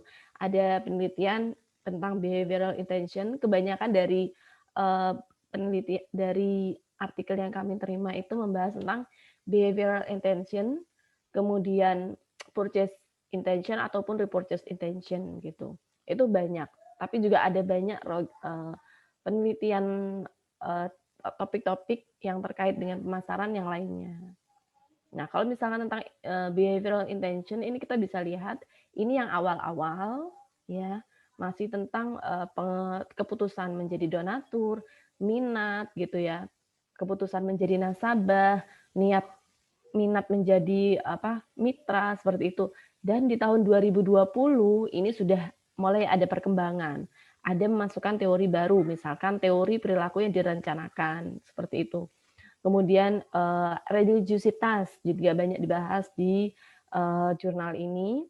Kemudian ada sikap juga iya sudah ada, serta ada service convenience gitu. Jadi sudah mulai ada teori-teori ataupun variabel baru yang dimasukkan untuk meneliti behavioral intention ini. Berikutnya adalah tentang purchase dan repurchase intention gitu. Sebelumnya ini kayak disclaimer dari saya ya gitu. Jadi tujuan saya kenapa kok saya menampilkan tema-tema ataupun judulnya itu adalah untuk menghindari pengulangan gitu. Jadi kalau teman-teman ingin nulis, usahakan tulis terkait judulnya itu bukan judul ya, variabelnya itu harus berbeda, subjeknya berbeda, atau mungkin objeknya juga berbeda gitu. Jadi saya tulis supaya teman-teman nggak perlu mengulang lagi bahwa oh ini sudah ditulis, jadi mungkin bisa cari ide yang lainnya. Oke, berikutnya tentang purchase ataupun repurchase intention gini. Ini yang awal-awal sama Kemudian kita tahun 2019 sudah mulai ada lagi teori yang baru. Nah, kebanyakan dari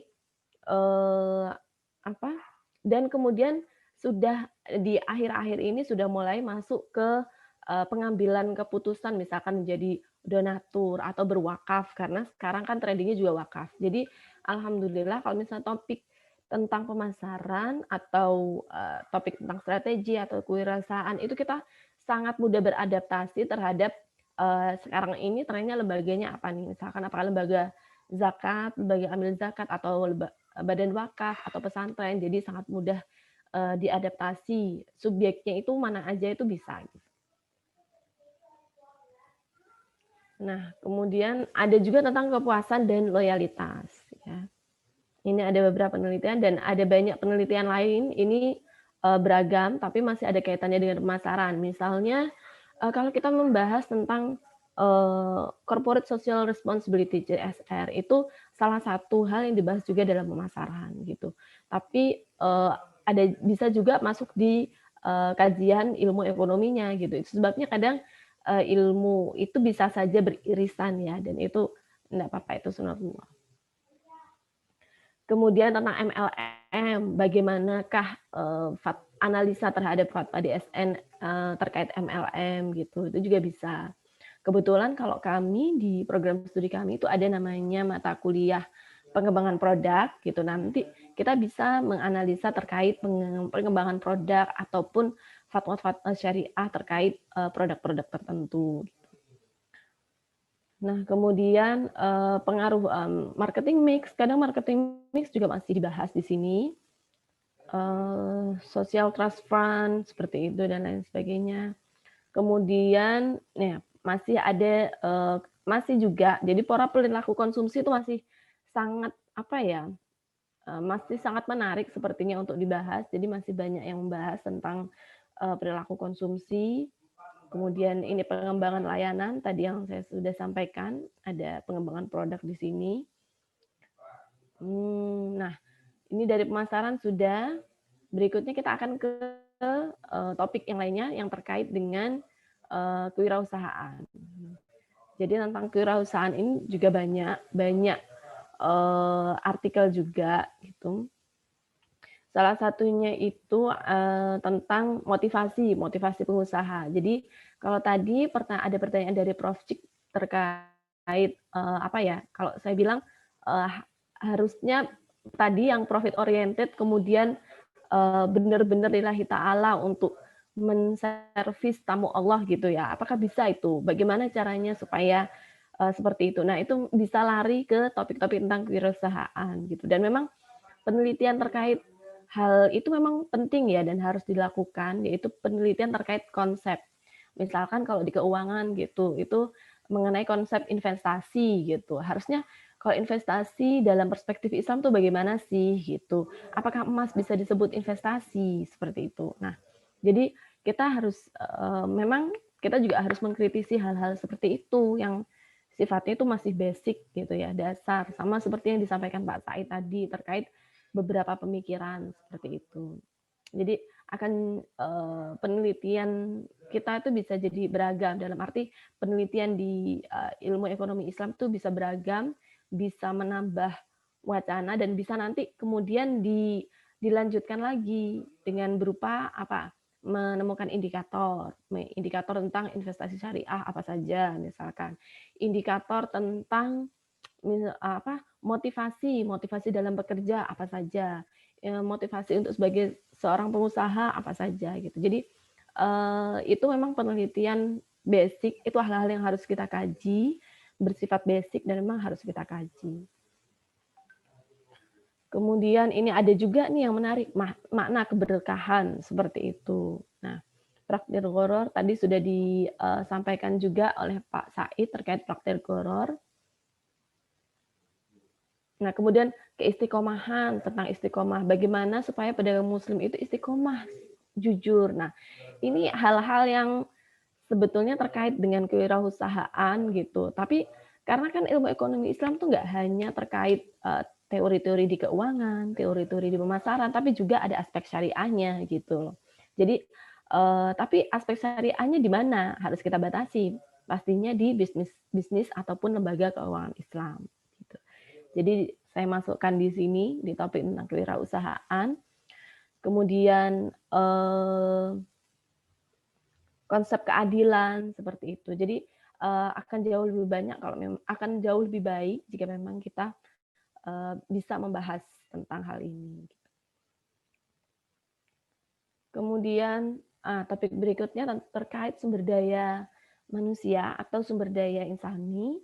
Ini ada banyak topik ya terkait kepemimpinan Islami, terkait motivasi, terkait kepuasan bekerja seperti itu, kinerja Islami gitu. Kebetulan topik terkait kinerja Islami itu sudah ada indikatornya, sudah ada yang membahas. Jadi pada awal-awal itu kita sudah bisa membuat penelitian yang bersifat kuantitatif karena indikatornya sudah ada. Kemudian budaya organisasi ada semua di sini. Motivasi juga masih iya dibahas. Etika juga termasuk di sini, etika kerja. Gitu. Berikutnya adalah penelitian terkait strategi manajemen strategi syariah gitu. Misalkan di sini ada implementasi strategi, kemudian strategi fungsionalnya gitu. Jadi ada teori yang menyatakan bahwa kalau di ekonomi secara Islami, kalau kita mau mengimplementasi strategi itu kita mulainya dari strategi fungsional, strategi dan lain sebagainya. Strategi pemasaran. Jadi dilihat dari sisi fungsionalnya, fungsinya sebagai pemasaran, berarti strategi pemasaran, strategi keuangan, dan lain sebagainya. Kemudian ada juga terkait pemberdayaan ekonomi. Nah ini. Selain itu juga ada juga tentang pengaruh komitmen organisasional. Kemudian ini ada juga planning organizing. Ini juga sebetulnya masuk. Saya menyebutnya di sini manajemen strategi dan lainnya karena ada juga beberapa penelitian masih membahas tentang manajemen secara umum. Di situ ada planning, organizing, seperti actuating maupun controlling. Gitu. Kemudian efektivitas pengelolaan limbah terhadap eksternalitas tadi juga dibahas karena itu bisa masuk di ESDAL juga. Gitu. Tapi sebetulnya kalau misalkan di studi, kenapa kok masih saya bahas? Karena di studi kelayakan bisnis itu juga ada kita menganalisa terkait tinjauan dari sisi ESDAL-nya juga gitu. Jadi itu juga menyangkut itu sebabnya saya tetap masukkan di bidang ilmu bisnis dan manajemen gitu. Jadi memang ilmu itu bisa saling beririsan. Tadi saya sudah sampaikan. Kemudian enterprise risk management. Nah, ada satu topik yang mulai berkembang, yang mulai dibahas dan ini sudah masuk menjadi salah satu blueprint ya, yaitu topik-topik terkait halal tourism, halal farmasi dan lain sebagainya. Jadi nanti bisa kita jadikan sebagai topik riset penelitian berikutnya, ide-ide untuk riset penelitian teman-teman berikutnya.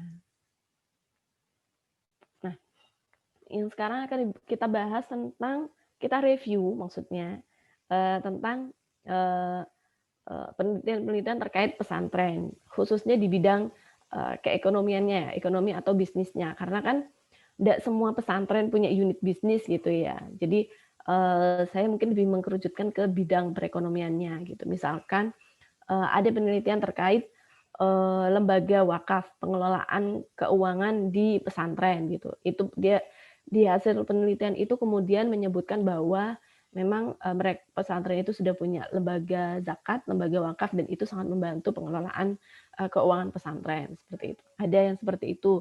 Kemudian bagaimanakah dampak pesantren untuk pemberdayaan ekonomi umat sekitar? Misalkan di sini ada kontribusi pondok pesantren Riyadul Jannah di Pacet itu, karena memang basicnya pesantren itu memberdayakan masyarakat sekitar, khususnya para peternak ayam gitu.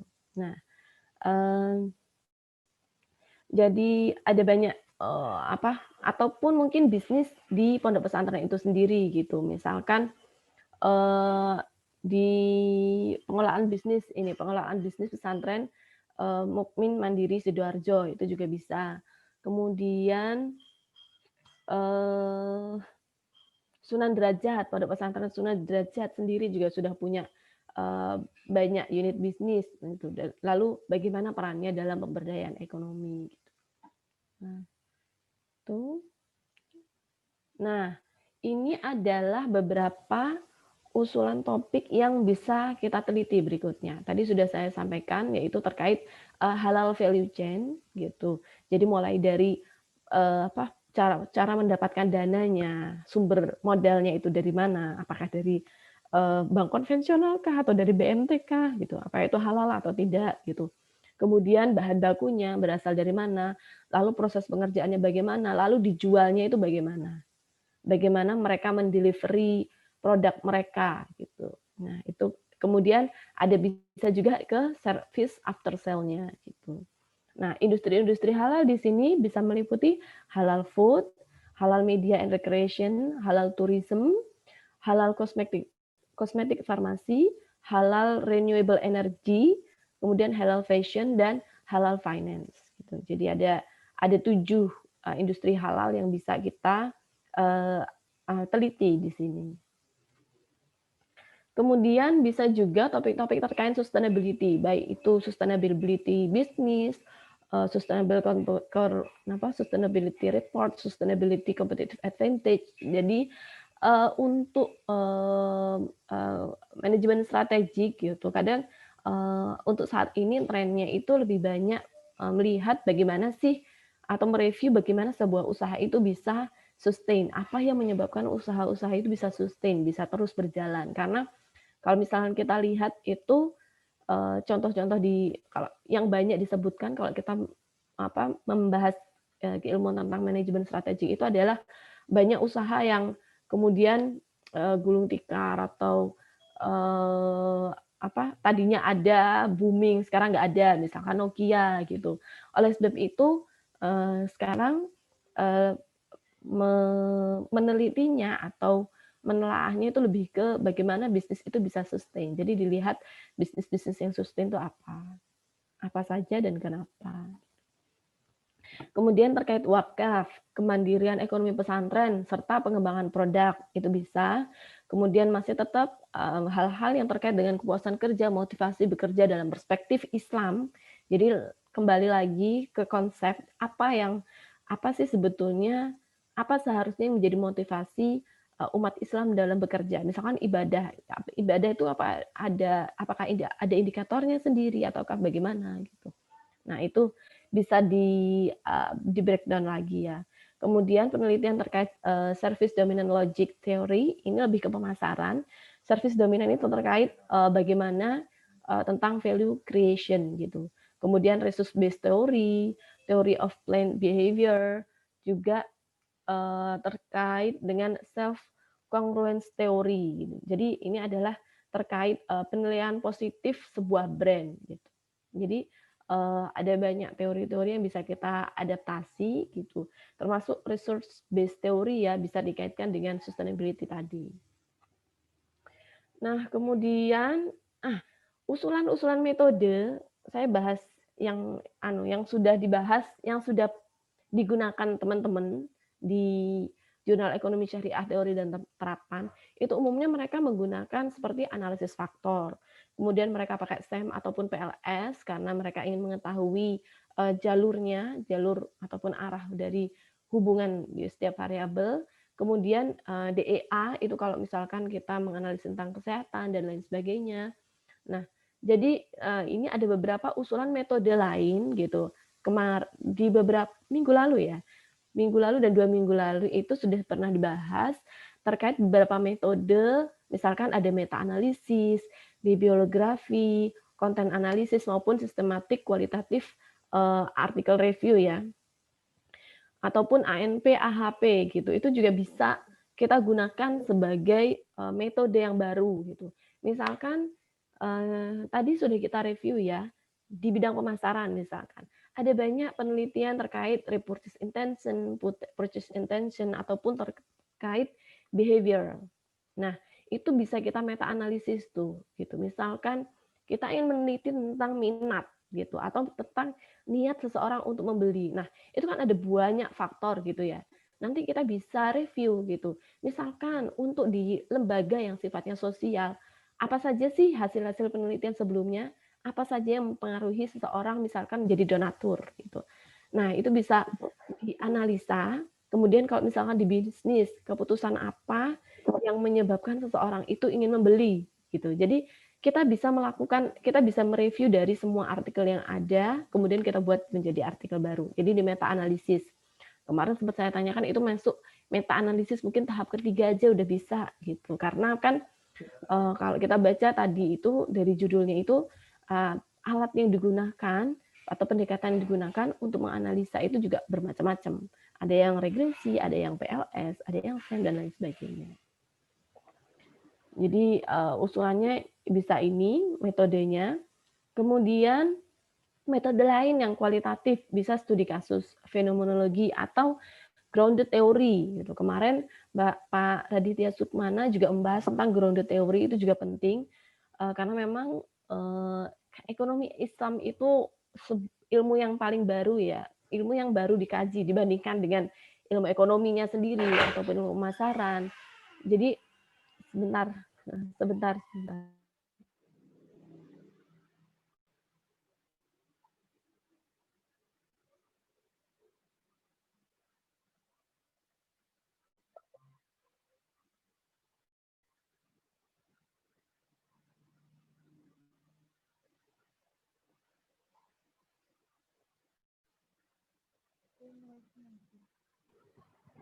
Bu Fatin di mute, Bu.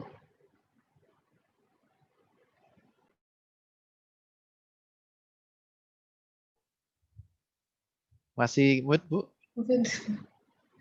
Ibu masih di mute. Sudah ya. Oke. Silakan. Oke. Jadi ada juga metode lain yaitu terkait penelitian naratif dan juga etnografi gitu. Nah, karena sekarang ini kita kalau misalkan itu mahasiswa S1 dan dalam perspektif saya teman-teman S1 itu masih pengenalan terkait penelitian. Jadi saya selalu menyarankan untuk kualitatif itu yang studi kasus saja karena itu yang menurut saya itu lebih mudah untuk diaplikasikan dalam penelitian for beginner gitu ya. Tapi karena ini sudah ada, kita akan menerima artikel dari teman-teman S2 ataupun artikel dari tesis. Jadi mungkin bisa juga nih mulai meneliti tentang fenomenologi, grounded theory, etnografi, dan juga penelitian naratif.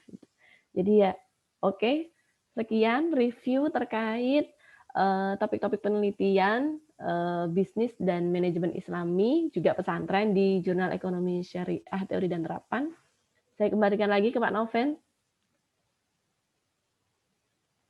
Baik, terima kasih Bu Fatin. Sebentar, saya. Baik, mungkin bagi Bapak sekalian untuk bisa bertanya mungkin ya terkait dengan 3 topik ini. Silakan bisa bertanya lewat chatroom atau bisa bertanya secara langsung kepada Bu Puji, kemudian Pak Sae dan Bu Fatin. Silakan kalau ada dari Bapak sekalian. Iya, Pak Noven. Ya, silakan. Mohon disampaikan nama dan asalnya dari mana. Silakan. Perkenalkan Ibu dan Bapak, saya dari Fitra Askia dari ini ya, dari kampus sebelah, dari UIN Sunan Ampel. Oke, silakan. Jadi kebetulan kan dari pengamatan saya kalau jurnal itu kan memang ada fokus and scope-nya gitu. Ada bahkan yang sangat mendetail topik dan bahasan yang disyaratkan di jurnal tersebut. Nah, saya lihat tadi ada beberapa kategori lah ya, kategori tentang topik atau bahasan di jurnal JSTT ini ya. Dalam artian berarti jurnal ini tetap menerima isu-isu terbaru gitu ya Pak. Cuma apa ya, ingin memastikan gitu.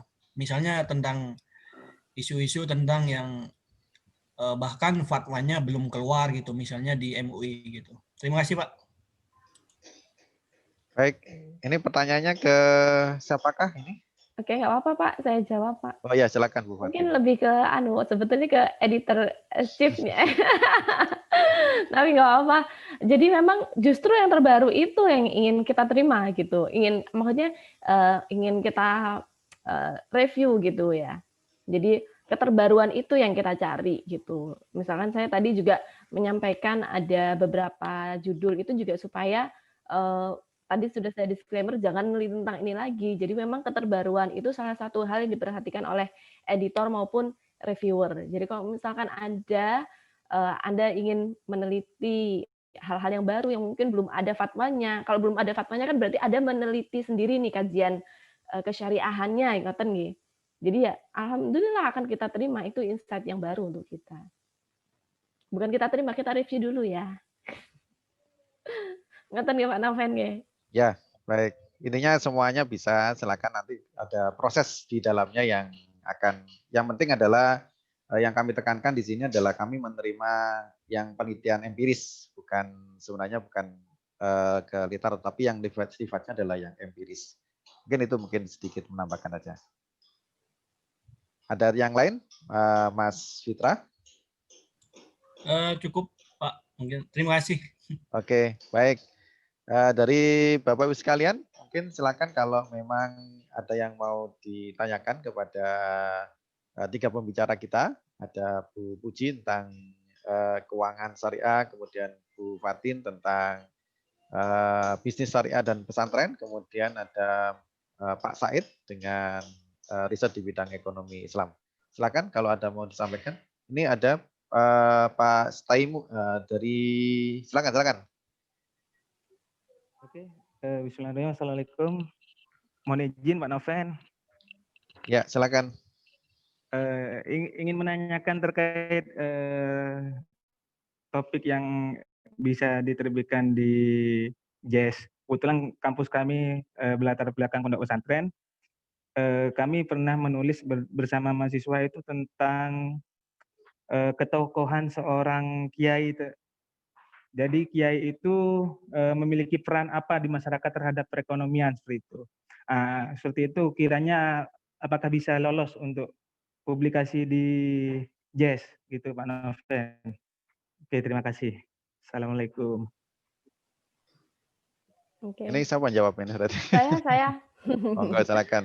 Oke, jadi gini Mas Ridan, kalau misalkan mau membahas tentang pengaruh yai untuk ke perekonomiannya itu kan sangat besar gitu loh, karena memang di pondok pesantren sendiri saya yakin punya lembaganya itu banyak gitu ya. Ada lembaga pendidikan, ada lembaga mungkin ada bisnisnya juga. Jadi mungkin bisa dikerucutkan. Misalkan nih, salah satu contohnya ada salah satu pondok pesantren di Madura ataupun atau Sudogiri lah kita anggap seperti itu ya.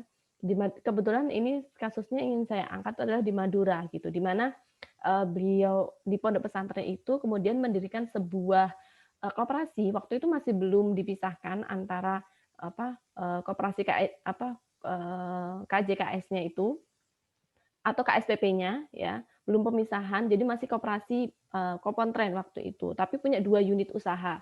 Yang pertama di kayak supermarketnya, minimarket gitu, di usaha realnya.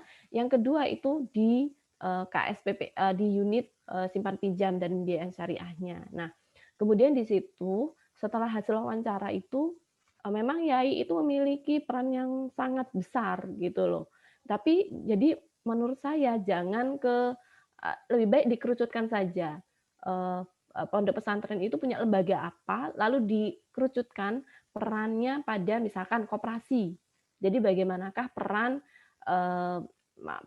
kiai dalam sustainability, misalkan sustainability koperasi atau Kopontren gitu. Nah, itu kan lebih spesifik gitu. Jadi karena saya lihat kalau misalkan seperti itu sepertinya penelitiannya kualitatif ya. Kalau penelitian kualitatif itu saya baik penelitian kualitatif ataupun kuantitatif, saya selalu menekankan ke tujuannya.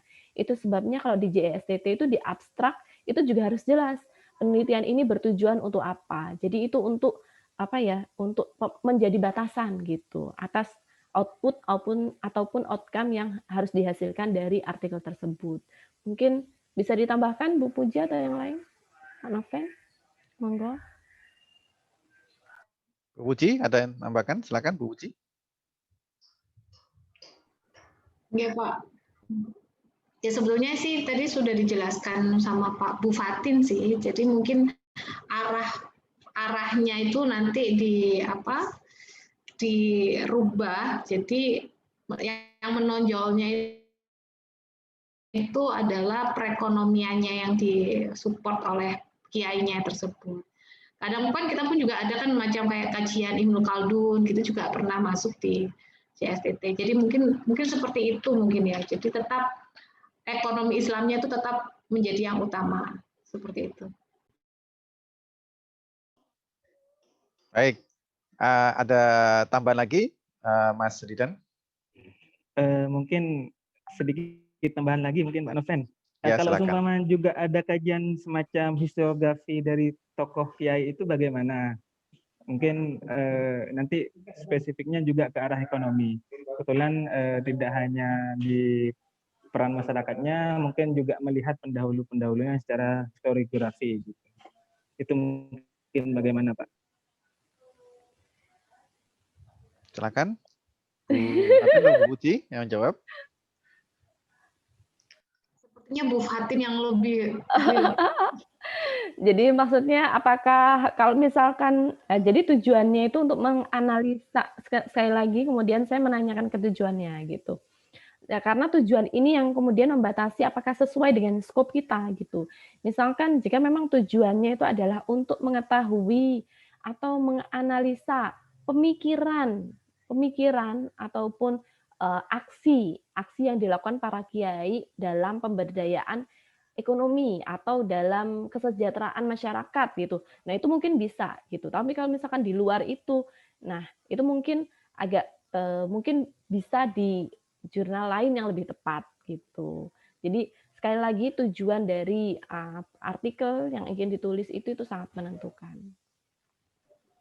Ya, mungkin saya nambahkan Mas apa ini? Ridan, silakan. Mas Ridan. Jadi mungkin seperti ini, Mas.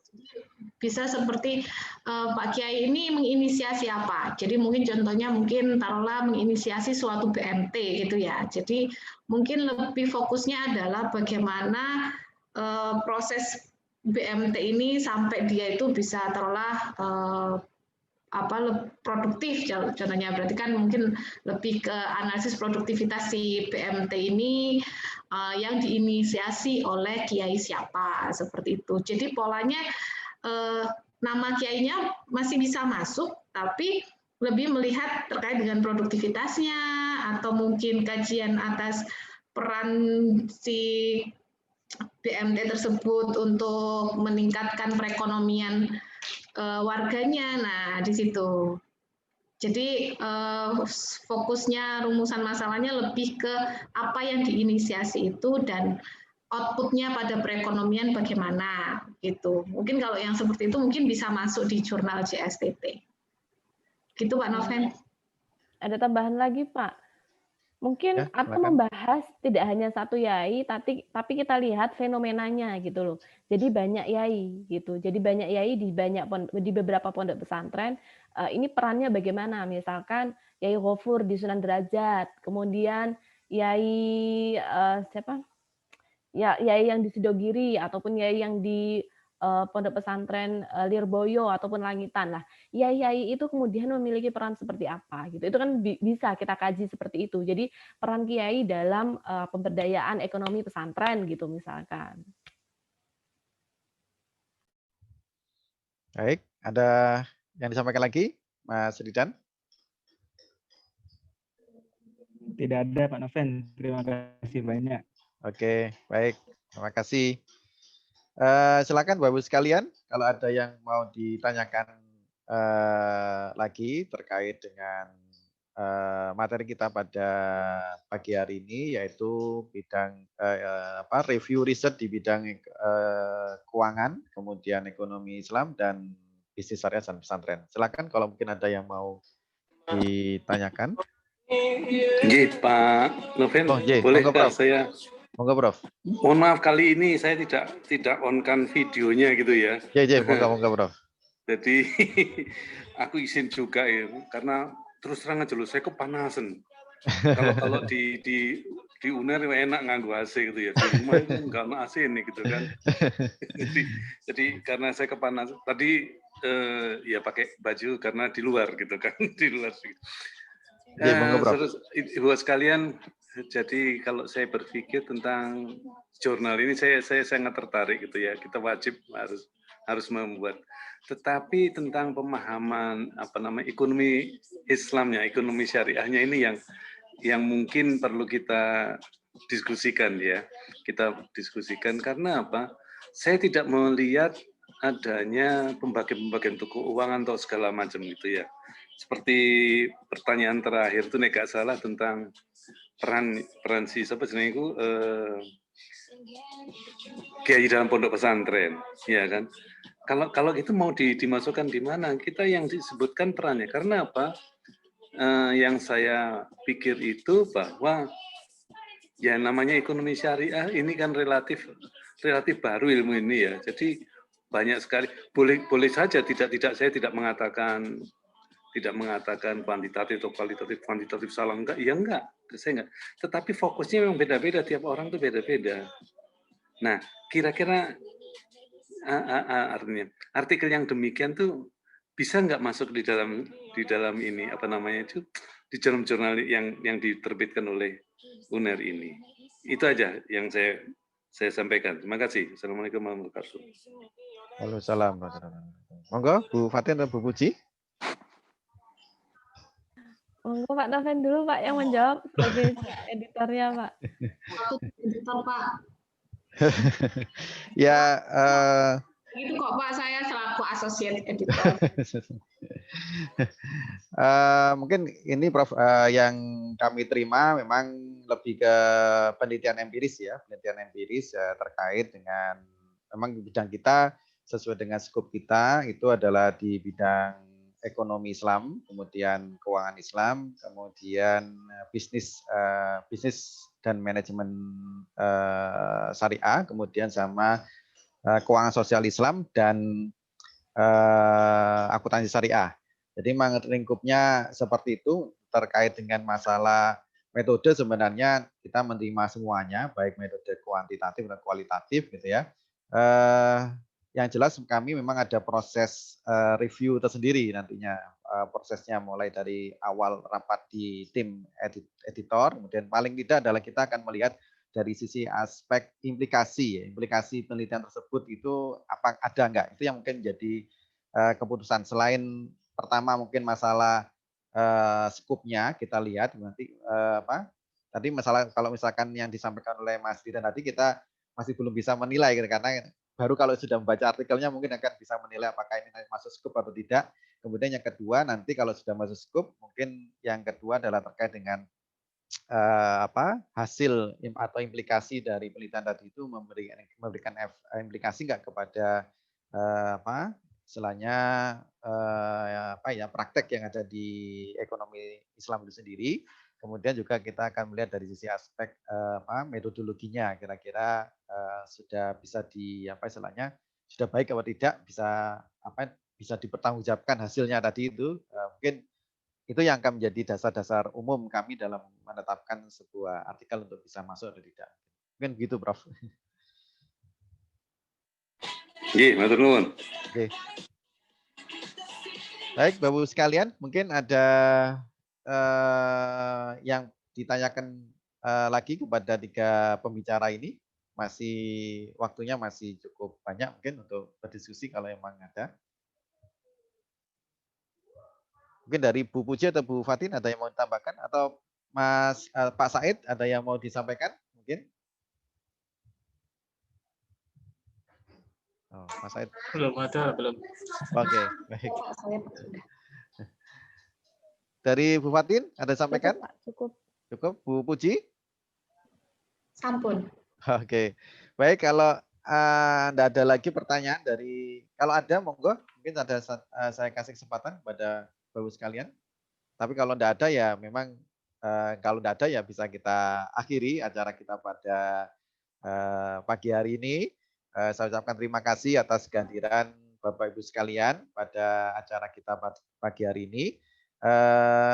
Kami mewakili dari pengelola Jurnal Ekonomi Syariah Teori dan Terapan Departemen Ekonomi Syariah Fakultas Ekonomi dan Bisnis Universitas Erlangga mengucapkan terima kasih atas kehadirannya dan mohon maaf bila ada kekurangan kami dalam melaksanakan kegiatan ini dan kami tunggu artikel dari Bapak sekalian terutama untuk di bulan Januari ya. Januari kita akan terbit, jadi kami sekali lagi terbitnya setiap 1 bulan sekali dan mulai terbitan tahun 2021 nanti kita akan menerima artikel ilmiah hasil reworking dari tesis ya.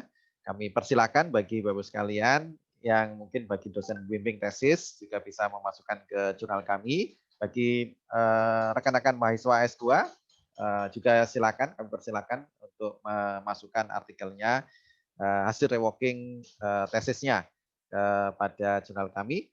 Jadi kami tunggu paling setiap bulannya kita memberikan batasan waktu setiap tanggal 20 untuk proses ini ya, submit artikelnya. Jadi kalau memang ini terbit pada bulan Januari berarti paling enggak bulan Desember maksimum tanggal 20 Desember itu sudah kami terima untuk bisa kami review dan sebagainya seperti itu. Baik, terima kasih sekali lagi kepada Bu Fatin, Bu Puji dan Pak Said yang telah berbagi ilmu pada pagi hari ini. Mudah-mudahan bermanfaat. Sekian dari saya. Assalamualaikum warahmatullahi wabarakatuh. Waalaikumsalam warahmatullahi wabarakatuh. Terima kasih, mohon pamit.